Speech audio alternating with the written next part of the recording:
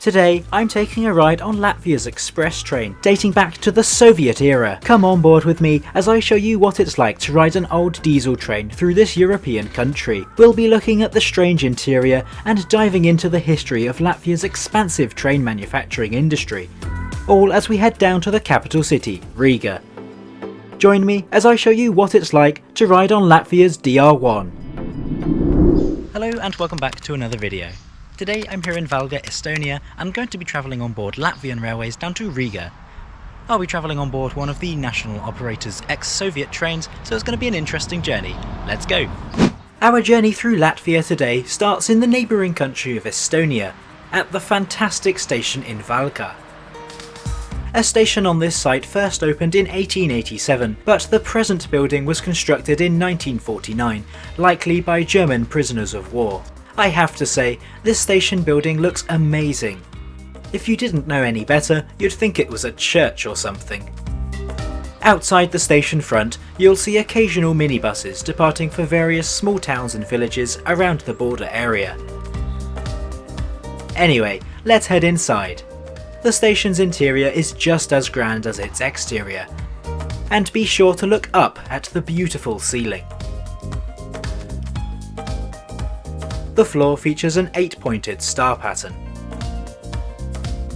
As for facilities, the station has a lot, but is missing the basics. In the main hall, you can find some basic seating, but there's no ticket office open. I presume this used to be one, but now it just shows bus and train information. In fact, the timetables themselves are a very disappointing part of this station. Despite multiple trains running to Valga from Tallinn and Riga, only the single highlighted journey actually has a connection to the other side, and even that features a 3.5-hour wait. So if you have a long connection, which you will, then it's worth walking up the road into town, where you'll find a steam locomotive from the 1940s. Other facilities at the station include a little library, and an incredible hall that features an exhibit from Riga-Pasažieru, an Estonian clothes designer. Unfortunately, this was in quite poor condition, which I thought was a shame.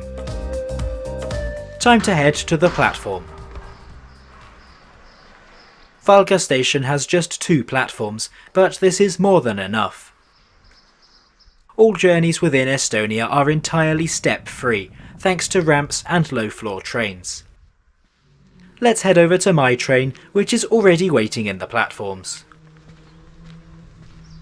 And here it is, a DR1A operated by Latvian Railways. This example dates back to 1983, where it was built in Riga, then the Latvian SSR. Originally, it had 6 carriages, but was split into 2 3-carriage sets, which carry the same number. These old diesel units have one large engine at floor level, so unless you sit right next to it, these trains are a lot quieter than most. The service is operated by Pasažieru Vilciens, who have since rebranded to the rather daft sounding Vivi. Right, time to get on board. I don't have a seat reservation, and in fact, I don't even have a ticket yet, so I am free to pick any seat once I board. Unlike trains within Estonia, level boarding is not available on these Soviet trains. Upon boarding, I was actually pleasantly surprised to see this modern interior in a 2+2 seating layout. Older versions of this train have a much more Spartan interior, which I'll show you later on. I chose this seat here for my journey today, located next to an opening window. Today's route will see us crossing the border into Latvia, before heading southwest towards the capital via Valmiera and Sigulda. Journey time is scheduled to be 2 hours and 42 minutes, covering 168 kilometres, or about 104 miles. We depart Valga about 2 minutes late, at 15:05, quickly leaving the beautiful station and less beautiful freight yard behind. Right after departure, Latvia can be seen on the left side, with that dirt track marking the border. 1 minute later, we unceremoniously cross the border, an easy process thanks to Estonia and Latvia being in the Schengen area. Our first stop in Latvia is Lugaji, serving a village of just 239 residents. After this, there's plenty of chance to get up to the train's top speed of 120 kilometres an hour. The line we're travelling on was first opened as the Pskov to Riga railway under the Russian Empire, allowing trains to run from St. Petersburg to Riga. Nowadays, trains rarely operate across the border into Russia. Now let's take a look around the interior. Seating is presented in a psychedelic colour scheme with a grey background. Appearance aside, they were actually really well padded and featured a decent amount of ergonomic support too. This is a massive contrast to many other DR1As, which have hard leather bench seating or even harder cloth and plastic seats. Legroom on these trains is fantastic, and there's definitely plenty of space to stretch out on a longer journey. There was a recline button, though it wasn't working on any of the seats I tried. Strangely, there was another button here. Pressing this allows you to move the seat slightly into the aisle. I've never seen this before. The seat in front features a flimsy folding table. I don't think I'd trust it with anything remotely heavy. This can be extended slightly, but it remains very small. Also, if you know what this groove in the seat back table is for, then please tell me in the comments. Lastly, there is a single armrest by the aisle, which can be folded up like so.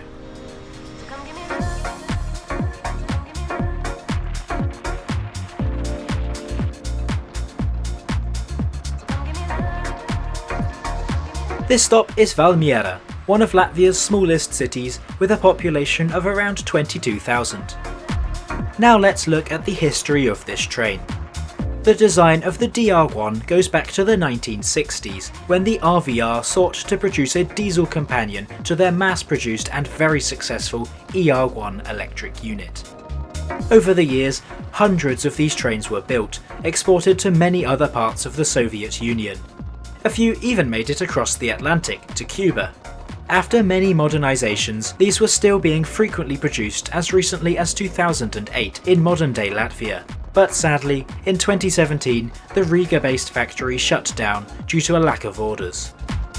Despite this example being quite old, it has been heavily modernised. One of these upgrades is the fitting of free onboard Wi-Fi. I don't think they had that in Soviet times. Getting access is simple. You just select the vehicle you are riding, and you're connected. I was pretty impressed with the internet speeds too, which were quite fast for a train. Time to go for a walk around the rest of the train. Moving between carriages on these DR1A units is quite the task, with big doors and uneven floors in the gangway. The other carriages are basically the same as the one I am sat in, with the absence of a massive engine of course.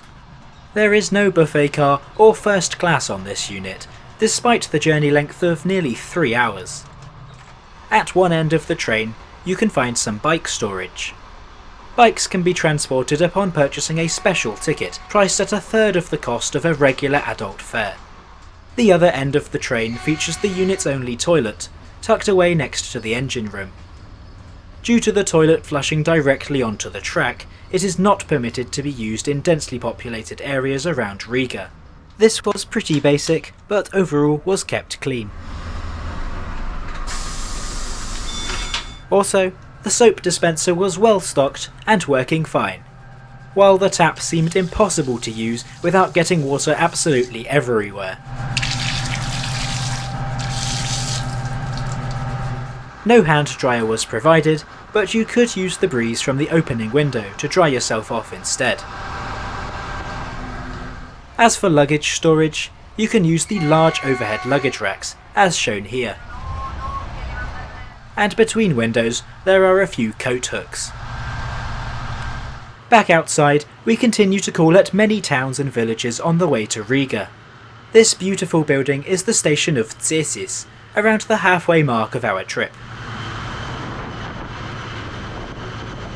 Latvia's railways use the 1520mm track gauge, making it 85mm wider than that in most other European countries. This allows trains in Latvia to be much wider, which is why the carriage is so spacious. However, the local commuter trains of Riga take this a step further with the dreaded 3+3 seating layout.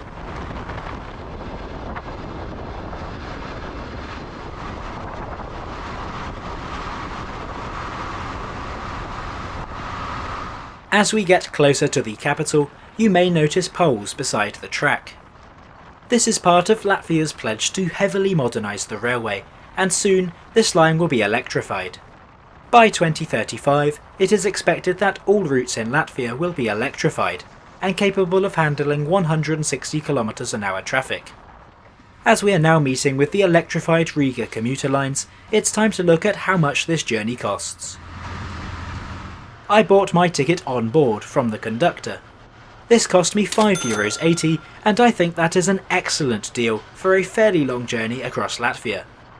It's worth mentioning that train travel in neighbouring Estonia and Lithuania is much more expensive, around double the cost, so this is a particularly good deal.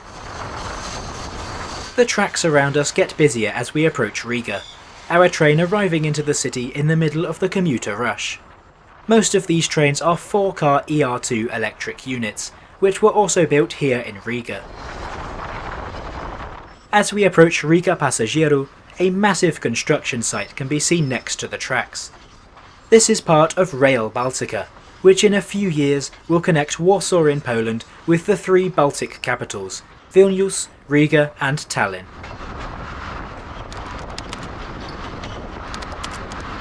We pull into Riga on time at 17:45. Overall, I really enjoyed my trip on this old Soviet DR1. Despite being from the Soviet era, it has been looked after well and provides a surprisingly modern service at a great price. Though I would like to see improvements to accessibility, which is likely to come with the introduction of newer trains in the coming years. As always, let me know what you thought of the DR1 experience in Latvia, and to see me surviving 24 hours on Kazakhstan's Soviet overnight train, then click up here now.